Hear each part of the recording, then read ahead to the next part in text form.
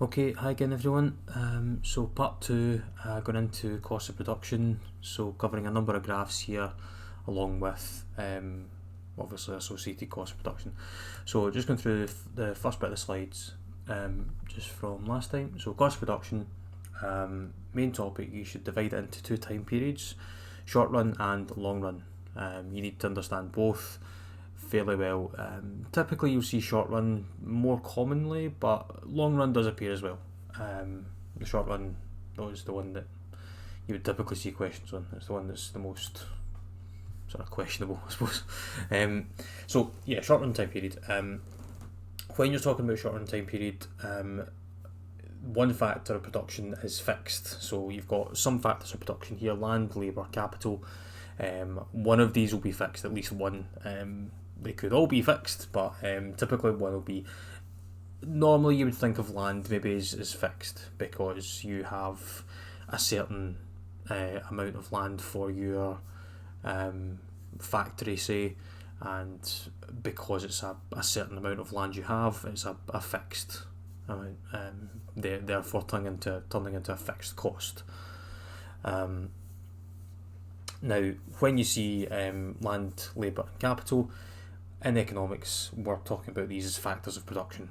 You'll see these very commonly in production when you discuss that as a topic. So fixed costs generally do not change when you have a production or sale. Well, in fact, they do not change at all when you have a production or increase in sales. You can think of it as land, rent, interest here. It depends what you want to say. But fixed costs, importantly, they're shown in the diagram as a horizontal straight line going from the y-axis. I'll draw it in once I go back to the graphing part. But a horizontal line straight from the y-axis going across. And yeah, even if there's no output, fixed costs are the same as total costs. You're still paying total costs even if there's no output. You still have to pay rent, even though, say, your factory isn't producing anything. You still have to pay rent on the land. So variable costs, these change directly with output. So if you purchase more stock, more raw materials, you have to hire more staff. So labour could increase as a variable cost. Capital could increase as a variable cost. It depends what you're discussing. When there's no output, there's no variable costs. If your factory isn't producing anything, you're not going to buy in any stock. If your shop isn't selling anything, you're not going to purchase anything to sell. So variable costs would be eliminated, but as I was saying before, fixed costs still are there. And then your total costs, just an equation, so TC equals FC plus VC, so total cost equals fixed cost plus variable costs. Just add them together. Now, I'm saying down here, in reality, there's a number of costs which are kind of semi-variable. There's also other costs that you don't typically see in economics, but it would be outside the scope of hire. You can discuss cost reduction, at fourth year university level in economics. It can be a very deep topic, but for the purposes of hire, this is as far as we'll go for total cost itself, just fixed cost plus variable costs. Okay, so average fixed costs, or AFC, is average fixed cost equals total fixed cost divided by output. So your total fixed costs completely, and then divide that all by the output of your production. Fixed costs remain the same in the short run, because you're not going to see, you wouldn't see a very large increase in rent, in the short term. It wouldn't make any sense because rent is generally agreed over a year, or the cost for hiring, say your fixed cost is labour. You have 5 staff members. Generally, in the short run, you don't increase the number of staff. It's a more of a long-term project. You decide, maybe in 6 months' time, okay, maybe I need a new member of staff now, or a year's time. So yeah, you're trying to think of fixed costs as remaining the same. So as you increase output, your total fixed cost will decrease. Now, the way I want you to think about this is when you've got a fixed cost, say your fixed costs are 10, and you produce 1 unit of a good. So you're doing 10 divided by 1. So your average fixed cost is 10. It's very large. But say you then start to produce more. So say you produce 2 units of a good. You're doing 10 divided by 2 then. So your average fixed cost is 5. Say you divide by 3. You're beginning to decrease the average fixed cost as you increase your output. So eventually, say you finally get to 10 output, you're producing 10 goods, so it'd be 10 divided by 10, your average fixed cost would be 1. So you should see average fixed cost fall if you're continuously producing more from your factory, or I say factory, from your firm or business, or whatever it is. Just point is, as output goes up, average fixed cost goes down. Importantly, as well, the reverse is also true. If your production is beginning to scale back and you're producing less units of output, then your fixed cost will start to go up, and therefore your average fixed cost will also go up. Okay. And average variable cost. So again, same thing as fixed cost. Total variable costs divided by output. Whilst total variable costs, so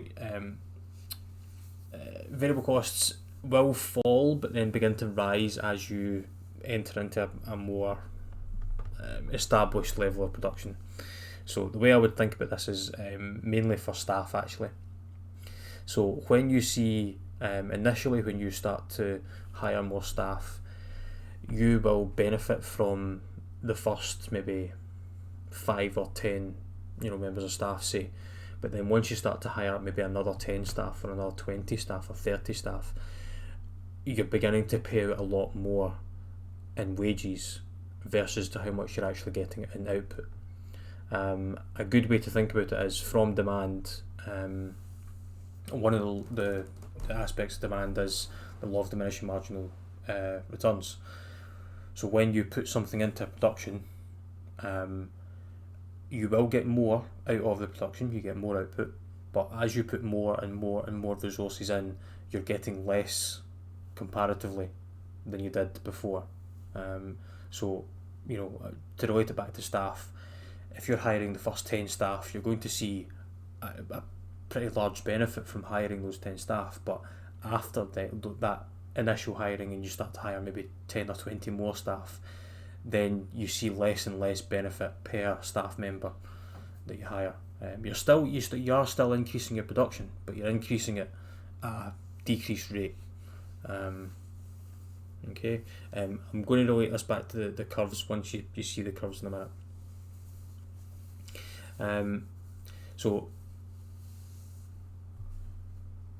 That's when, just the last point there, saying at some point diminishing returns set in and variable costs per unit will rise. So that's when you're seeing the rise, when you begin to see you're getting diminishing returns. You're not getting as much as you should from a variable cost.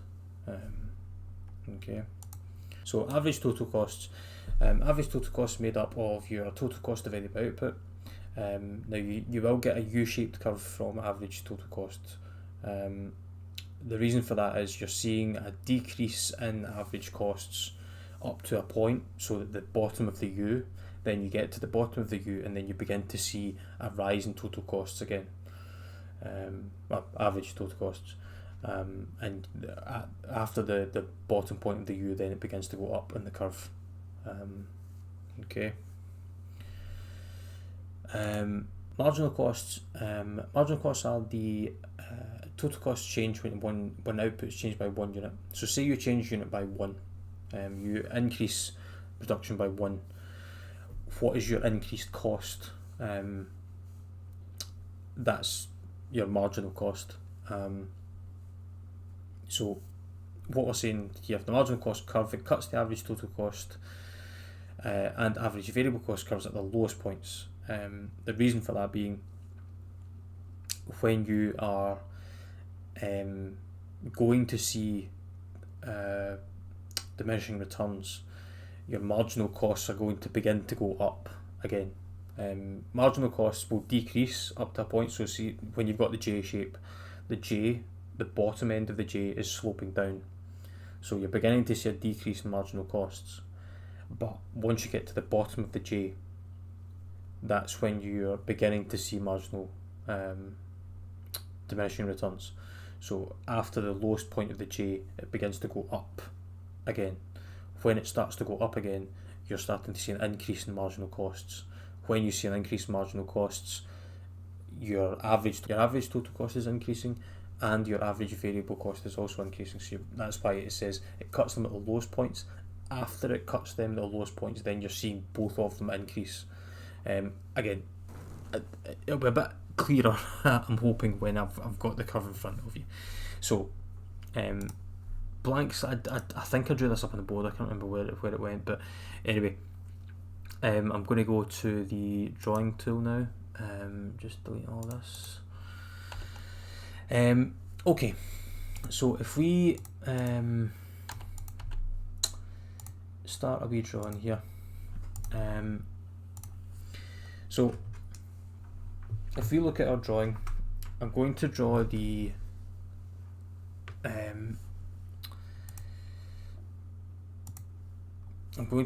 short run curves now.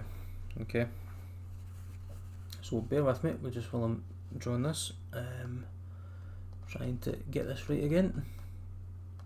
This one I'll make a wee bit bigger because this one is a bit of a big graph to be honest.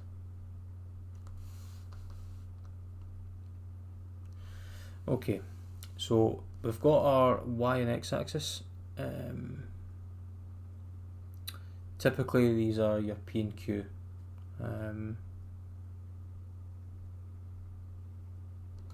So in this case, price is cost and quantity is output. So your cost is on the y-axis and your output for your production is on the x-axis.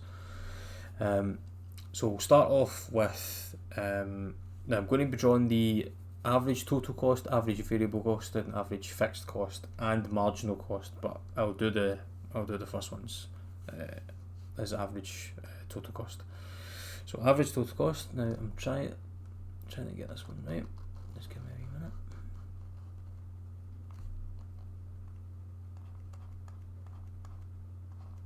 Right, so that's average total cost, and then average variable cost,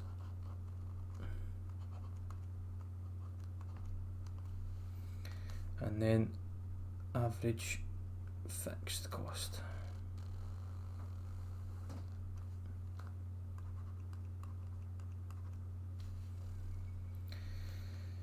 Okay, now this is the tricky bit. So you've got marginal costs here. Now marginal cost needs to cross the ATC here, and it needs to cross the AVC here because it needs to cross at the lowest point. Now I'm going to try and draw this. It's a wee bit tricky. Right. MC. Okay, so I know that. Sorry about this bit down here. Let me just highlight this one. This bit down here is let me redraw it.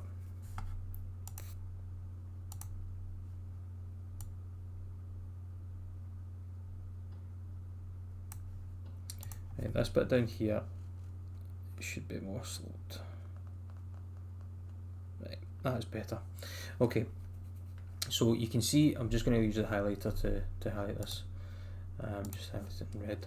Right, so marginal cost, important bit, it's crossing at the minimum point or lowest point of ATC and AVC.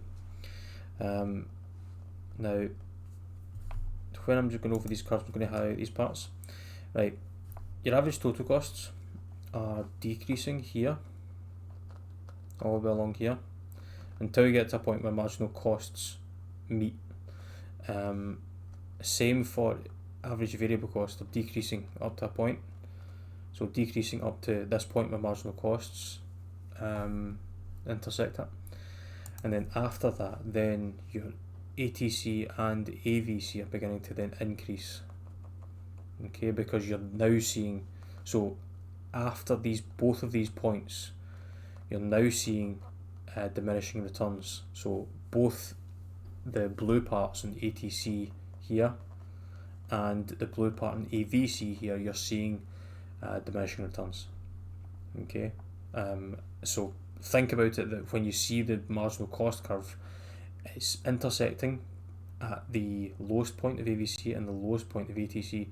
Before that point, your average total cost is decreasing, and before that point, your average variable costs are decreasing. After that point, then you're beginning to see diminishing returns. So you're beginning to see diminishing returns at ATC after here, and diminishing returns at ATC after here. Okay. And that's kind of the main part. I'll go just to quickly. I'll just touch on. I've not touched on AFC or average fixed cost at all. So just going back there quickly. Fixed cost.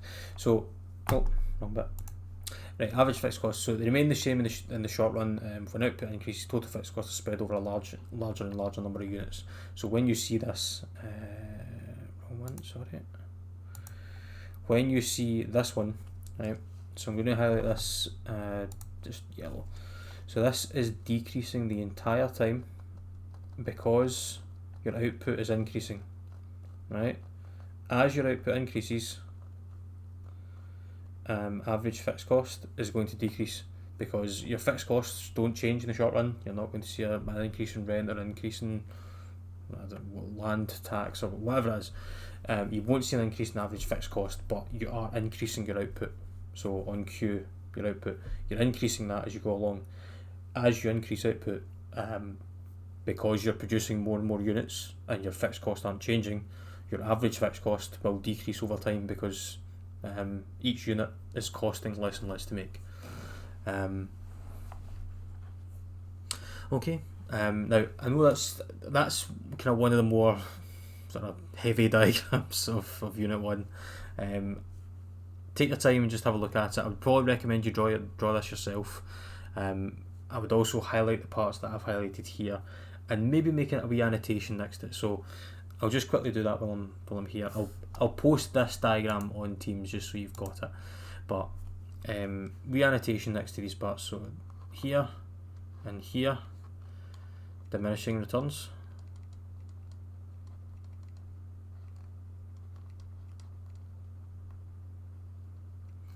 Right, and that's because you're now past the point of marginal cost here and here.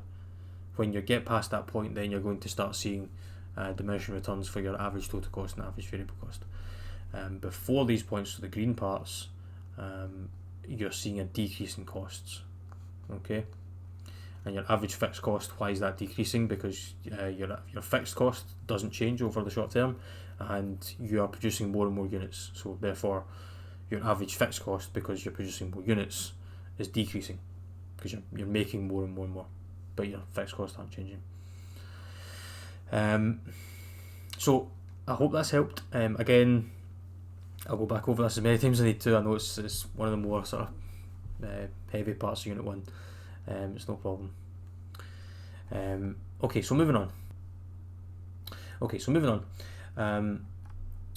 We now can go on to so the laws of increasing and diminishing returns. So I'll let you read through this yourself, but I've kind of already touched on them enough in the last few graphs because I've explained when you begin to see after you're past the marginal point, you start to see less and less gains from your workforce or your raw materials or whatever as you buy in more and more. Okay, but I'll let you go into that one yourself because it's a fairly big note and I'd rather you had to look at it yourself.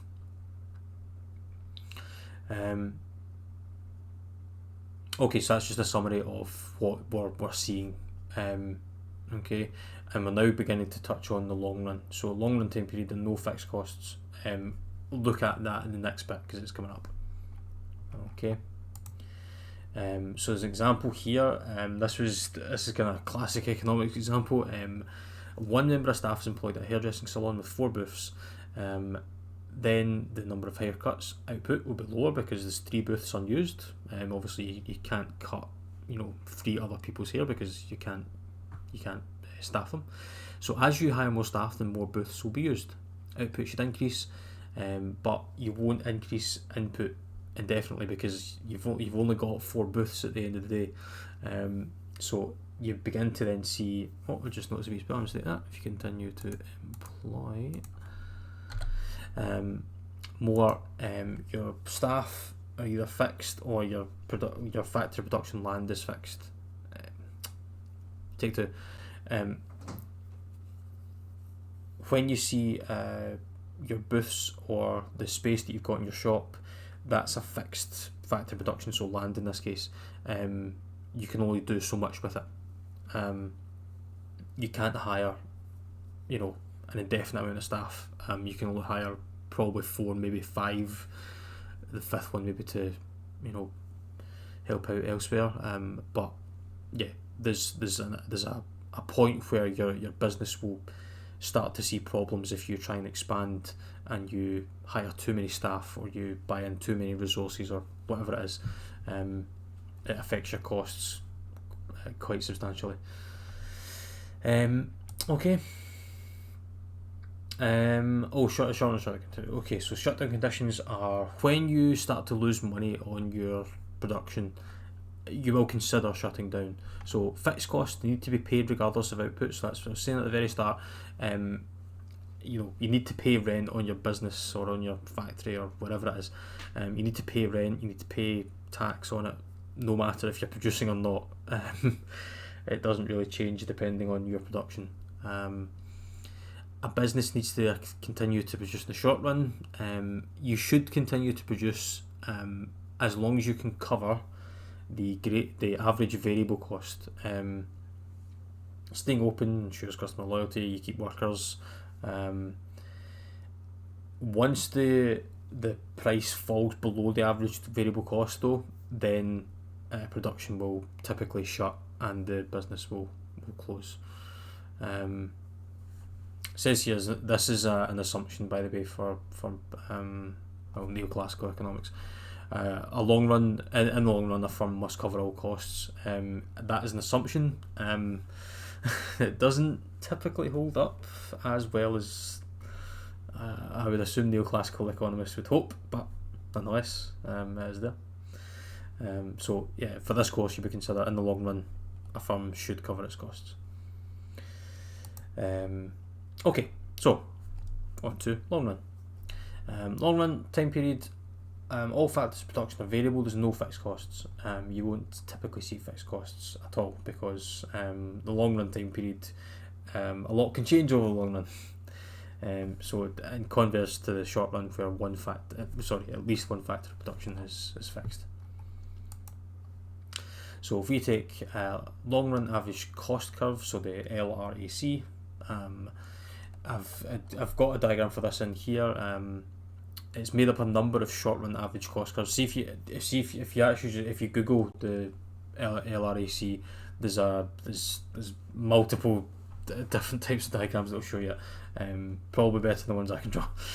But what it does, it shows you that your short run average cost curves, because short run is over a period of 6 months a year. As you build up all your short run average cost curves, you can collate them all together into a long run average cost curve, or LRAC. And LRAC is just diseconomies of scale. We'll cover that in one of the next slides. So an LRAC curve. So here it is here.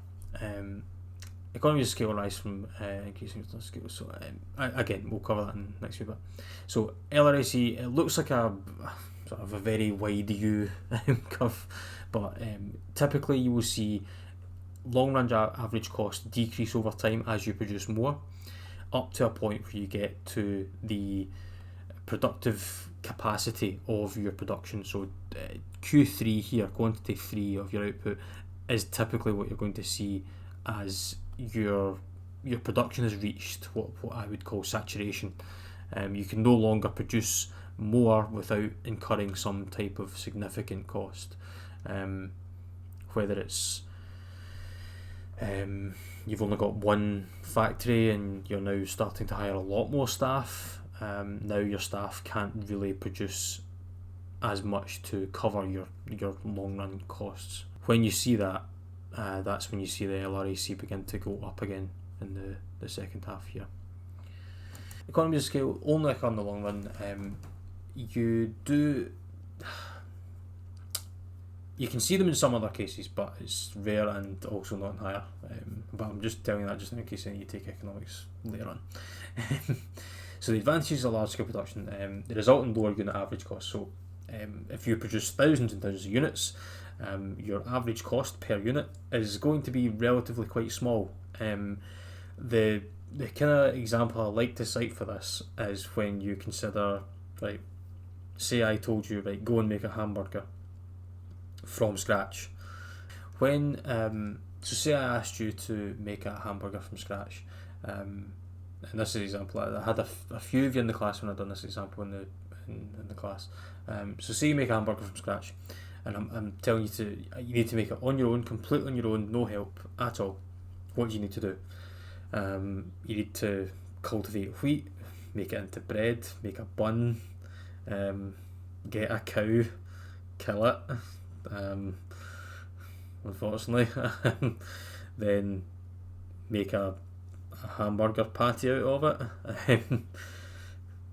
Grow lettuce, grow tomatoes, chop them up, put them in. And I'm even assuming you don't have a cooker, so get fire. But just get sticks and rub them together, get fire, cook your hamburger over it, and hey presto, your hamburger's there. Versus, so the question being, like, why can McDonald's give you a Big Mac for, I don't know, £1.20 or whatever it is? I can't remember how much a Big Mac is, but relatively quite cheap. Why can McDonald's do that? The reason for it is economies of scale. McDonald's have millions of cattle farms. They produce hamburgers by the millions per day. They're tied into so many farming networks across the world, not just in the UK, but America. McDonald's is one of the most established companies in the world, and they can certainly benefit from economies of scale because producing a hamburger for them, their average unit cost is probably pennies. It really wouldn't cost much at all to make their burgers. So anyway, going on, internal economies of scale are when you see advantages as a result of a growth of a business. So you're not seeing it from outside, you're not seeing from politics or government grants or anything. It's to do with your business being competitive. So two aspects from it: technical, so you've got expensive machinery that can produce units quickly and more efficiently, and managerial, when you've got skilled staff that can be employed when a manager can effectively allocate staff to certain parts of the business. They can have them specialised and make sure that they perform well in those places. Then that should increase your production as well. So you're seeing a benefit from economies of scale as a result, because that staff member can become established in that department. They can increase the efficiency of that department, and then ultimately increase your output as well.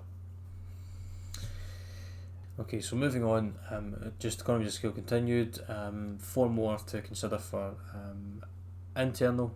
3 more. Misreading that.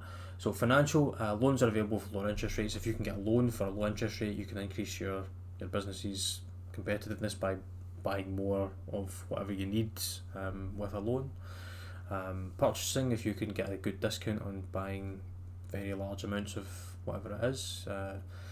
Example to cite would be the council. They get quite a significant discount on the iPads. But you know my thoughts on that one. Risk bearing, so if you see a certain amount of risk in an area, you can expand to another area, and your risk is then spread, because if that country's economy doesn't perform as well, and therefore your company doesn't perform as well there, you've got less risk because your other company that's based in another country might not be as susceptible to those problems as the other business. Okay, and external economies of scale. So external obviously being from outside your business, growth in an industry, the government helping out, whatever it is. Typically you see it to do with the location though. So local knowledge and skilled labour, so say you base your company in an area that's got highly qualified technical knowledge, then you can tap into that. Good training, so if you've got good education facilities about, it means that your labour force would be quite well trained and therefore quite efficient. Good transport links, so obviously you can import and export your goods quite well if you've got good transport, very important for businesses. Okay, and on to diseconomies of scale. So diseconomies of scale. Diseconomies of scale are like the opposite. They're bad. So in the long run, they occur. These are the disadvantages of large scale production, and how you result in higher unit average costs. So poor communication. So the reason for that being, you've got so many staff. They could be based in multiple locations. It could even be speaking different languages. If that's the case, that does create issues where you can't effectively get a message across either quickly or at all in a business. You can cite, several software companies have got bases in Hong Kong and also bases in Europe, and there's several issues with that being your time difference, potential language barriers. It can present quite a significant issue. Reduced motivation. If a staff member generally feels remote, so if they can feel like just a number in a company, it doesn't produce the most motivation. It can be a problem because it means that worker will not produce as much as they could. Okay, and this is a summary for the short and long run cost curves. I'll let you read through this yourself.